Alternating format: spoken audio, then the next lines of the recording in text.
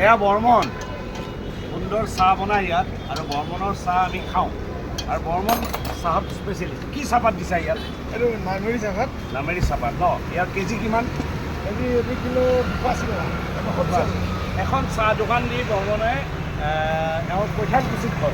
বৰ্মনে এটা পৰিয়াল চলাই আছে এখন চাহ দোকান দি আৰু সুন্দৰ চাহ দোকান দি তেওঁ পৰিয়ালটো চলাই আছে এওঁ নিজে ইয়াত থাকে ল'ৰা পঢ়াইছে ল'ৰা নে ছোৱালী ল'ৰা আছে ছোৱালী মিউজিক কলেজত পঢ়াইছে আৰু বৰ্মনে মানে ইয়াত যথেষ্ট ইনকাম কৰে এদিনত অকণমান সময় দিয়ে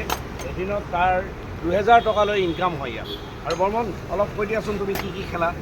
মই ফুটবল খেলি ভাল পাওঁ আৰু খুব ফুটবল খেলিছিলোঁ মই আৰু ফুটবলে খেলোঁ ফুটবল খেলা ন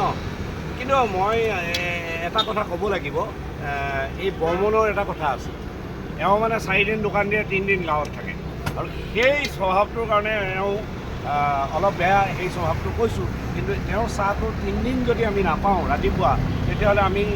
বৰ টেনশ্যনত থাকোঁ গতিকে বৰ্মন আজি আমাৰ ইয়াৰ আগতে কথা দিব লাগিব যে তুমি ঘৰত এমাহত এদিন যাবা কৈ দিয়া ঠিকে আছে দোকানটো সদায় থাকিব এতিয়া ঠিক আছে ধন্যবাদ